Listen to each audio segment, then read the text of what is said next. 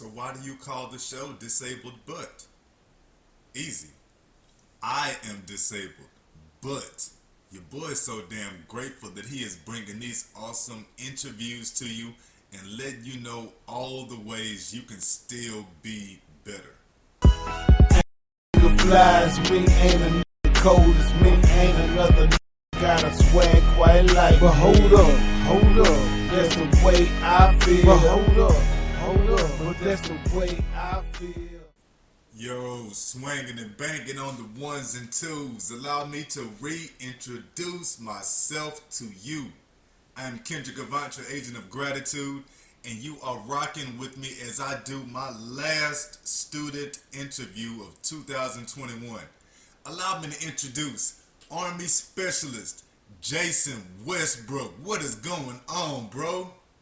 How you doing, sir? How you doing this morning? All right, your evening. Complain. Yeah, it is 5 o'clock in the evening here. Where are you at again right now? I'm in Camp Carroll, South Korea. Snap. So y'all are how many hours ahead of us? 14 Damn. whole hours. So what time is it? It means right there it is what, 10 o'clock a.m.? Negative. It is 8 a.m. 8 a.m. God Yes. dog. Yes. Yo, man, what is going on? Welcome to the podcast, man. I have not seen you since Madden 2020.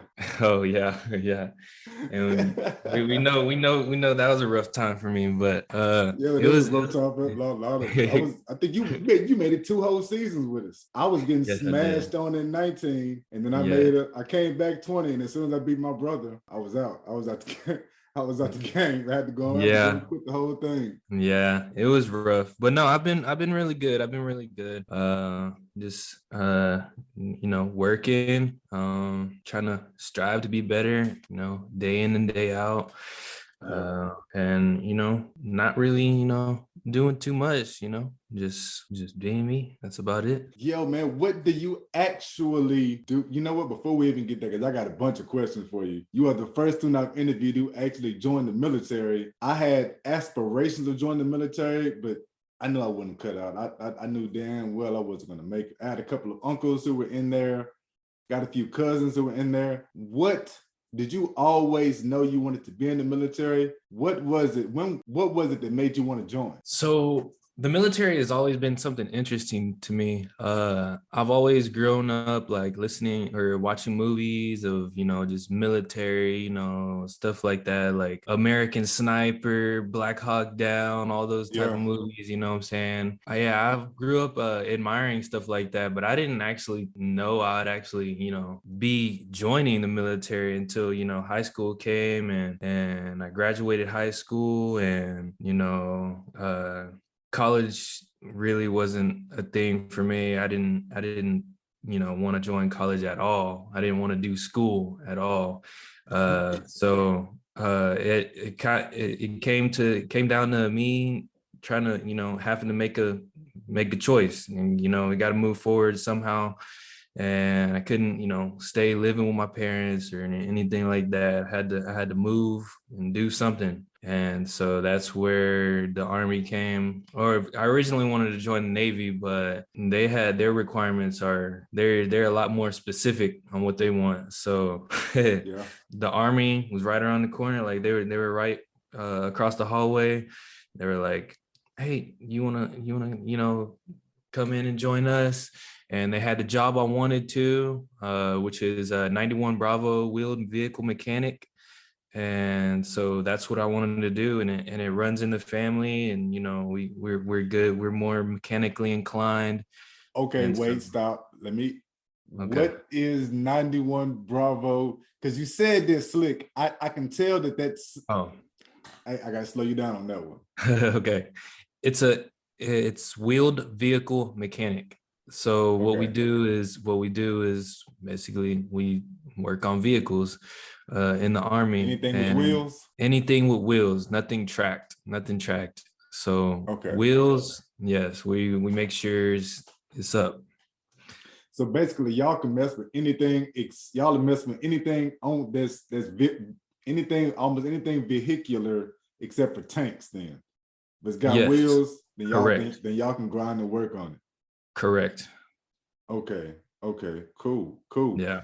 You mentioned now you said growing up you always played the shooter games and everything and stuff like that. Do shooter games actually come in handy? Because does it ever actually a situation you're like, you know what, playing Call of Duty, I was ready for that part. Okay. As in you're asking that if it helps me as in like what, like in more like life situations, or like Just is there any point, because what I'm specifically asking is this.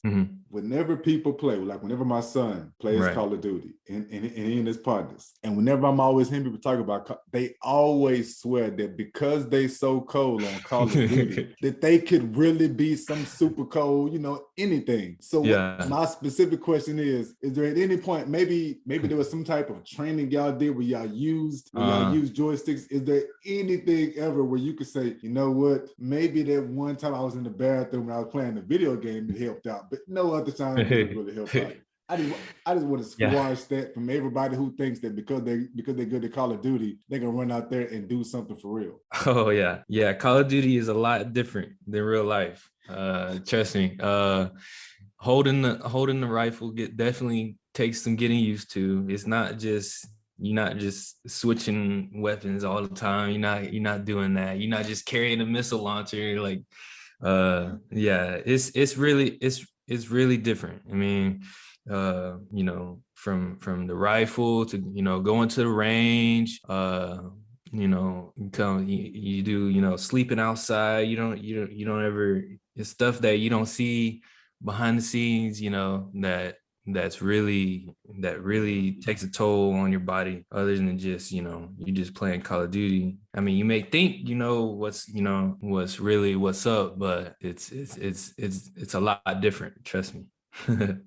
Are there a bunch of gamers where you're at? Like whenever y'all get together to chill out, it is a bunch of gamers? Yes, we like to play a lot of games. We like to play Madden, we like to play 2K, you know, Warzone, all those good games like that.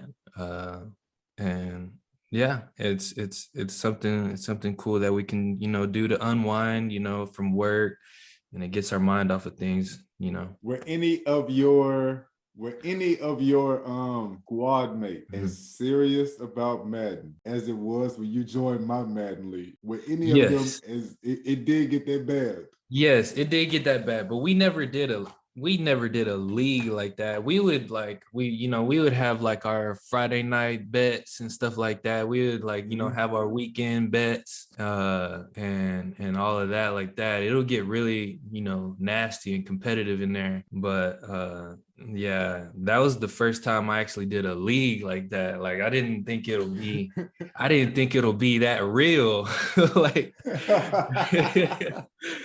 it got nasty up in there. Yeah, man. And I think the main part is I didn't really understand the cap space. That really messed me up. But yeah, that told me up. Cap space will rip you up. That cap space will eat you up. You'll swear on that cap space on Madden. You'll swear, okay, I'm gonna give him 6 million, 100 million, 100 million for 5 years. That's 20 million. And you swear next year, you're like, wait a minute, when did that shit get to 40? Like, whoa, what kind of signing? But I remember signing, but it's like, what is going on with this? That's you up.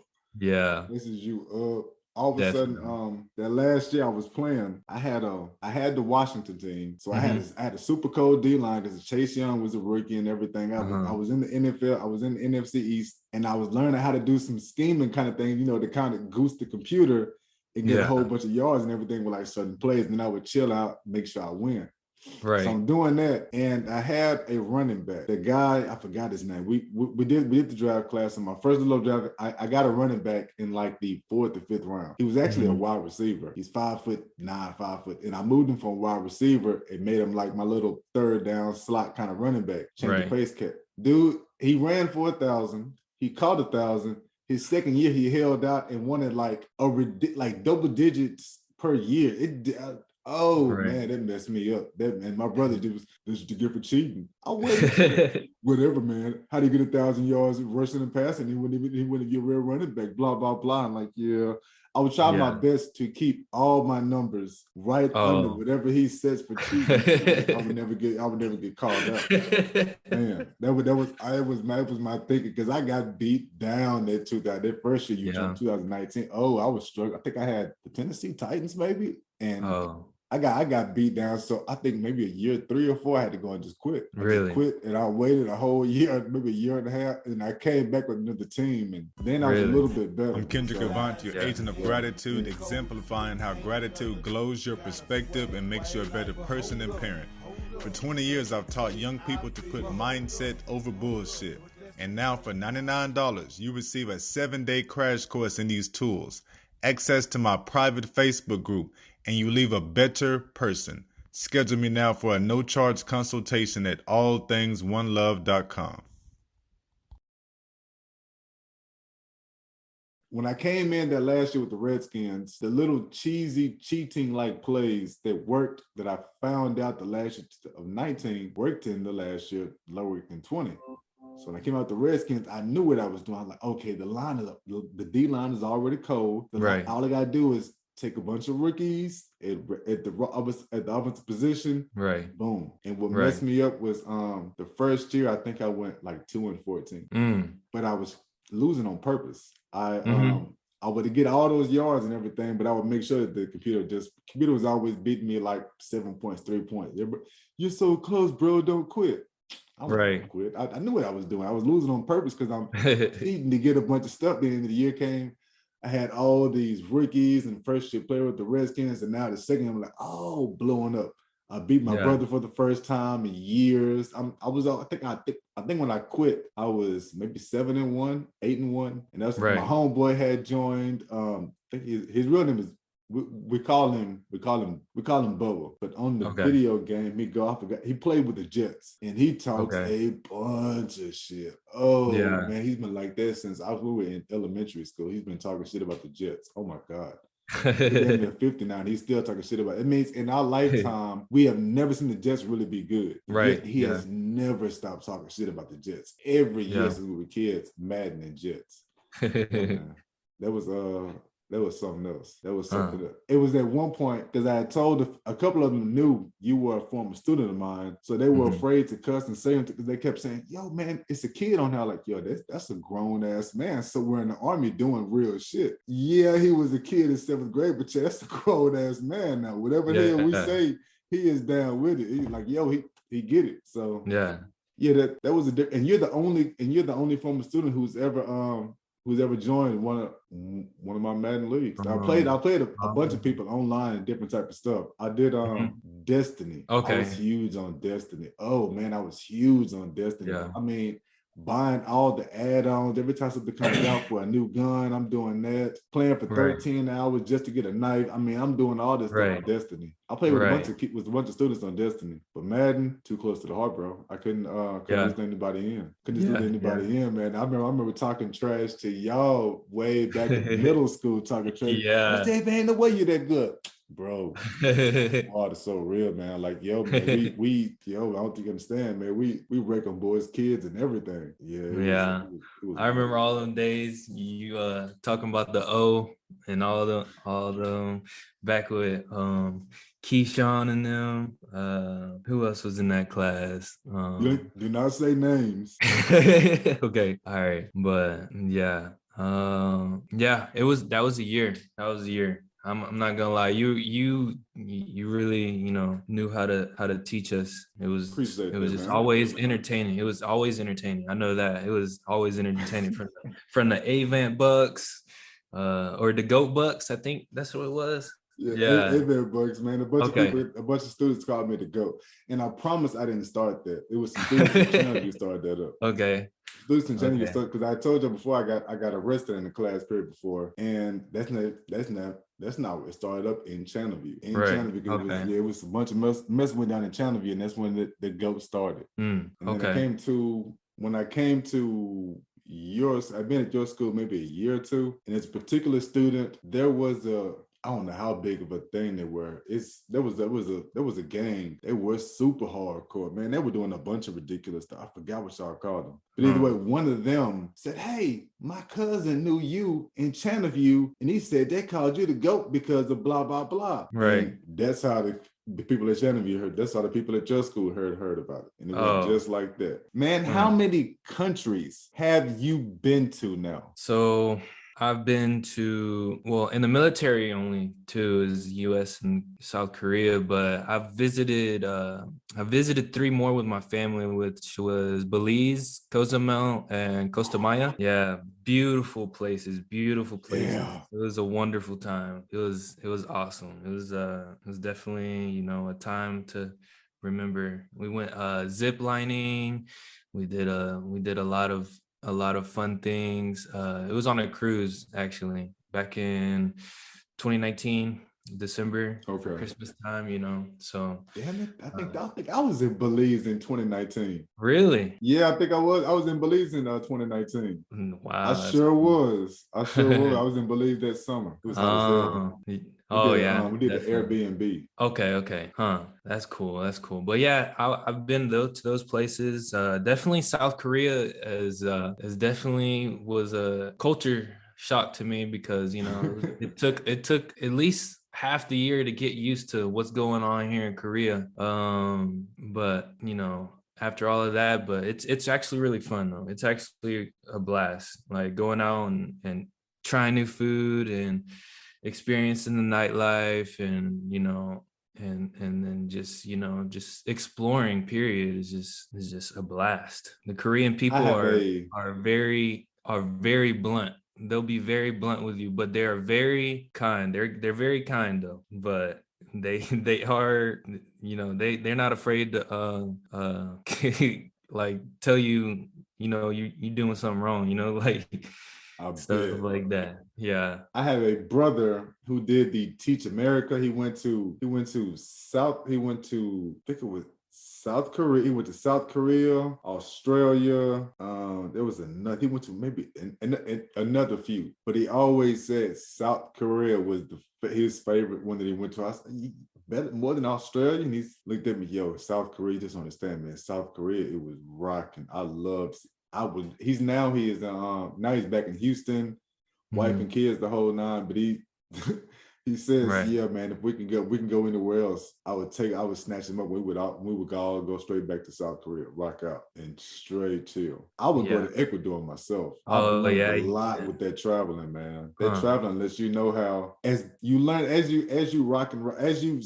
traveling in other countries, you see how bad other spots are, but you also see how awesome other spots are, and you realize, like, yo, it is so much more fly shit out here. I mean, that climate in Ecuador, I got the multiple sclerosis, dude. It took maybe 4 days. On day 3 or 4, I realized, wait a minute, I don't have as much pain. And by day 5 or 6, I felt no more pain until we landed in Florida. And then it kicked all right back off. All the stuff kicked right back off again. Nerve damage, all type of stuff started acting up and messing up again. But that climate change in Ecuador was something else. What is the most shocking part of Korea versus here? You said it took you about 6 months to get used to it. What was the most shocking part? Besides the language. Okay, the most shocking part is not being able to have my vehicle here. That's the most shocking part. So that's really taken a big toll on my mind. Taking taxis, spending, you know, $3 or $4 like 4 times a day everywhere, you know, going everywhere, taking trains, buses. It sucks. And in order for me to have my vehicle here, I got to be married. In the Army's eyes, yes. Okay. But you know, it is what it is, you know. I'll just embrace it and you know, just move on. You know, it's not all, you know, it's not all just for a car, you know. It's I'm in Korea. Got to be happy, you know. So what are the things that you do to unwind? You're in the military, you're bouncing country to country. What are a few things you do to deal with the stress, to unwind? Because a big part of what I struggle with is keeping my mind focused, man. I have a lot going on between the illness and just life and everything else. Mm-hmm. What are some things that you do to keep your mind in the right place so you can get things done? So yeah, it used to be, you know, playing. I used to play a lot of video games. I would, you know, but I'm kind of moving from that, trying to find and explore different things to do. And here lately, I've been getting in the gym a lot more. You know, lifting weights, trying to explore different fitness, you know, options out there to, you know, get my body, you know, for me to, you know, really feel my body better. And so and that's what it's all about, just getting out, and then also meeting people too, is and meeting new people, learning, you know, learning things and living life and you know. But yeah, that's what I do to keep my mind right. I usually go hiking as well. There's like plenty of hills around here, like really tall hills. They're not really tall enough to be considered mountains, but there's hills. I do a lot of hiking, and it's Nice. You know, it's been really keeping my mind right, definitely. Nice. Whenever you are, I just have my question ready for you. There it is. Okay. Do you watch any military type of movies, or is it one of those things where, example, whenever I was a teacher, I couldn't stand to watch teacher movies, and because I taught history, I couldn't. To this day, man, I don't like watching history movies. I love Black history, man. I've never seen a Dr. King movie. Malcolm X is my dude. I've never seen a Malcolm X movie. I've read the autobiography a few times. I don't like watching. There's a couple of history movies. There's the one with Denzel Washington, and I used to show it to all of my students. It was Glory. It was about the Civil War and everything like that. And I always had to have parents. I always had to have parents sign off and say, because they said the N word and stuff like that in the movie. As we creep with a slow speed, peep what your business needs, pump the gratitude, and let your employees feed. I'm Kendrick Avant, the agent of gratitude, and what I do is invigorate the culture of businesses so that supervisors are building the confidence of members, improving the communication across the sales teams, and retaining those valuable employees. Contact me now for a no-charge consultation. Let's put the passion in the people that you're paying. Then after, I remember that. Yeah. That movie was wrong, man. Denzel Yeah. down there whooping his back and everything. That movie was wrong. Everybody looking at me, yo, Mr. A. I already got it. Was every year a couple of people, you know, say, Mr. A, I can't watch it, can't do it. My parents said no. Yo, cool beans. So I sent the thing. I used to always do before I sent the notes home. And 1 year of some parents got a hold of it. And I mean, they came to the school hot. They were hot. And so the principal said from now on, when you watch a movie, when you show a movie, you have to always, you know, send things home. I mean, cool beans. No problem at all. But for you, are you into military movies, or do you skip stuff like that and you watch rom-coms and everything? So yeah, since I've gotten in the military, no, I have, like, I refrain from watching military movies and stuff like that because of just how unreal they are, and just the things that they just either exaggerate or not exaggerate enough. So yeah, that's one thing. But there is one movie out there that gets it actually is very realistic. It's called OP Restrepo. I don't know if you've heard of that one. OP Restrepo. Yeah, it's Outpost Restrepo, but it's very real, and it's very close to, it's the closest thing I've seen to, you know, actual army, you know, army, the things we do here in the army. And if you ever get a chance, you should watch it. It's definitely a really good movie.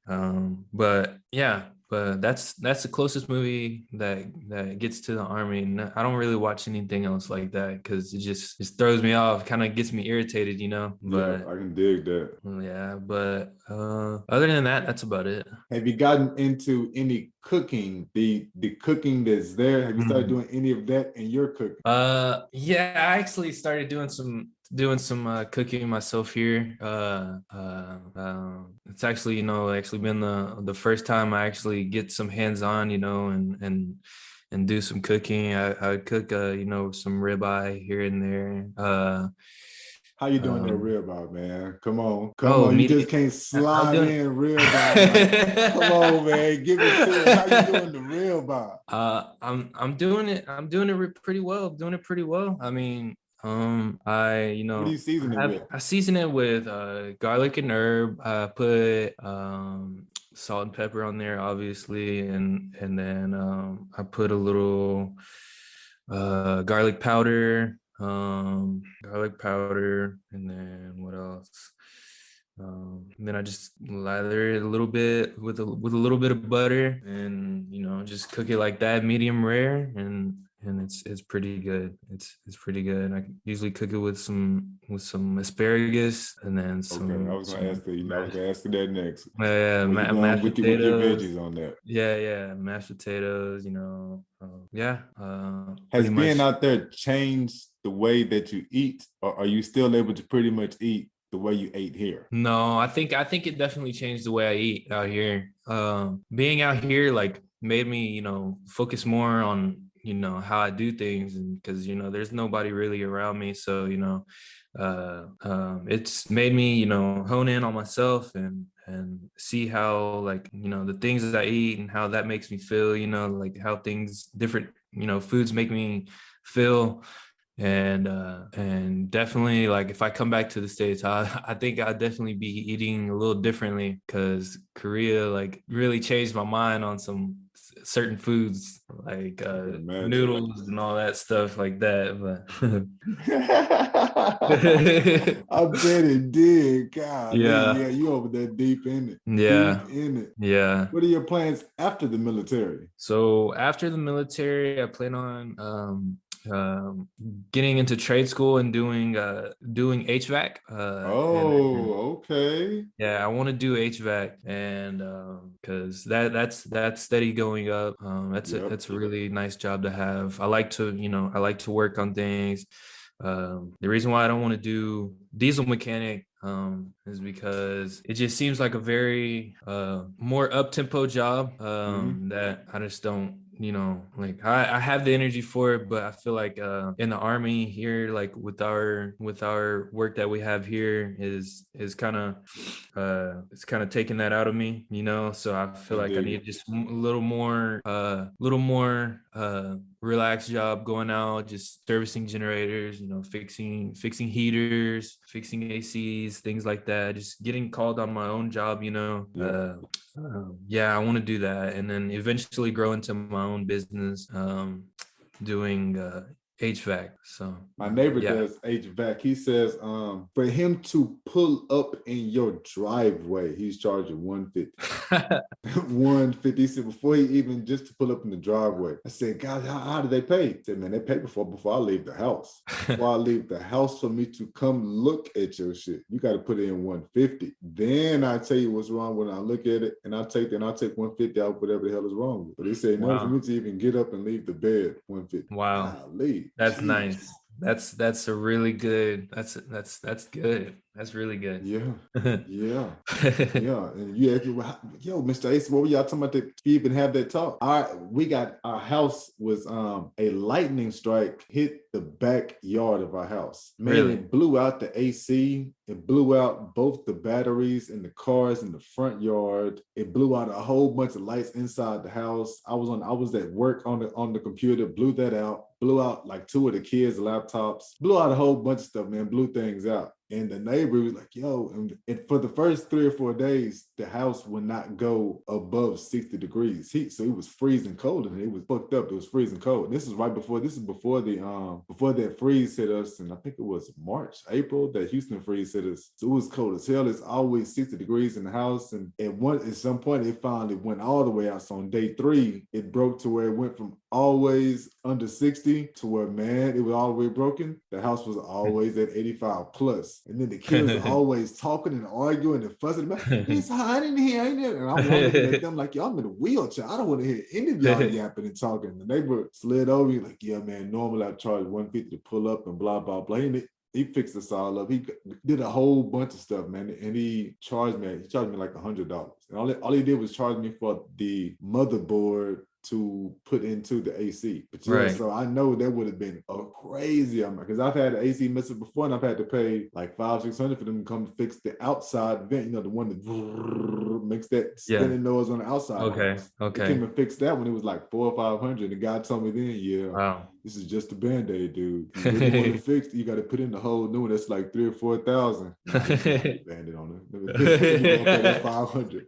I did not have that $3,000 or $4,000. Damn that. No way. We'll just keep patching Band-Aids on it. Huh? Just keep patching Band-Aids on it. That'll be fine. Yeah, man. I'm gonna put a Band-Aid until at some point I know it's gonna mess all the way up and I gotta go and pay out the ass. But I'm hoping by then things will be rocking and rolling. So, you know, 4 or 5 G's, you're like, yo, you know what? Put in a better AC than the one that broke. You know, fix it all the way up. And while you do that, go and paint the house. You know, I'll do all types of stuff. I just ain't there yet. As soon as I get there, take care of it. But yo, man, until I get there, bro, you got to slime me that Band-Aid for $500. All right. I need that Band-Aid. I know it's $500, but can we do it for $400? You know what I'm saying? So on that. God, it's hard times out there for a player, man. It is hard time. Yeah. What kind of music are you jamming right? What's in your music player right now? Who is the artist you rocking with right now? Right now, it's been a lot of Young Dolph.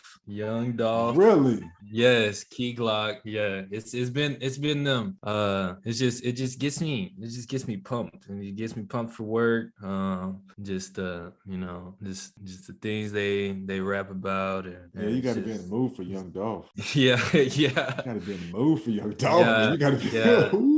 Yeah. Korea, it's been winding me up. Definitely, it's just I'm ready to get back. I get back in January, so it should. I'm definitely been wound up here in Korea. Just, listening to Young Dolph and all that. R.I.P. But you know, it is what it is. How long you been there? I've been here since January. So you've been there for a full year. You got to do a full year, and then you're coming on back home. A full year, yes. Yeah. So, I'm going to Fort Carson next. So is that in Tennessee? No, it's in Colorado. Okay. Colorado's, Colorado, just south of Colorado Springs. So that should be. I went to, when I first got diagnosed with multiple sclerosis, after I quit all healthcare and everything like that, I had to do something. I had asked the doctor about cannabis, and she reported me as a drug user. They took me off all my meds. It took me off painkillers and everything. So we actually took a family trip.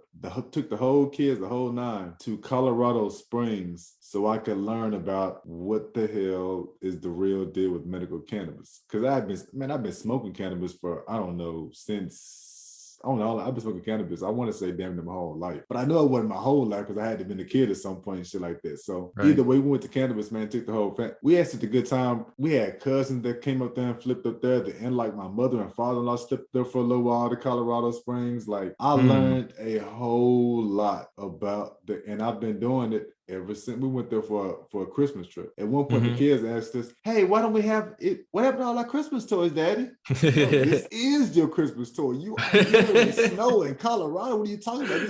Like you, at this point, you are supposed to find the real Santa Claus somewhere. Like, what are you talking about? Right. You can't even drive anywhere because there's so much snow. Like, go out there and play. I thought we had toys. Whatever, man. Whatever. And the entire time I'm high as hell. And so I learned a whole lot, man. I learned a whole lot about it in Colorado Springs. That's cool.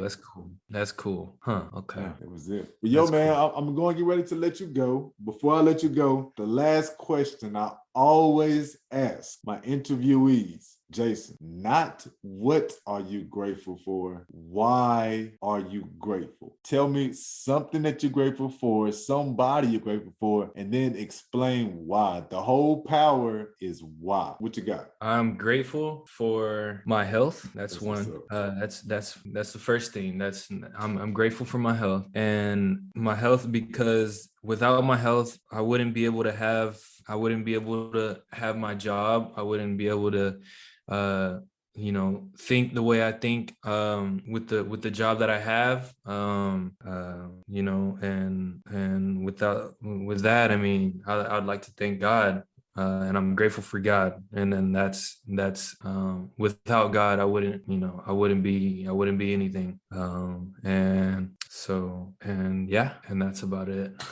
That's what's up, man. But Jason, 1,000 thank yous for rocking with me here on Disabled. But I hope you continue to hold it down in South Korea. It is, man, 8:30 at night. So I'm assuming either you finna get super crunk on a Friday night out there with the nightlife, or you finna go and chill and work on your Madden sticks and everything else and play it low key. Either way, man, I hope you have a good time and I hope you have a great weekend. Thank you for even rocking with me, man. Thank you. Have a good one. Bet. Salute. But that's the way I feel. But hold up. But that's the way I feel. What you know about being stuck in one place?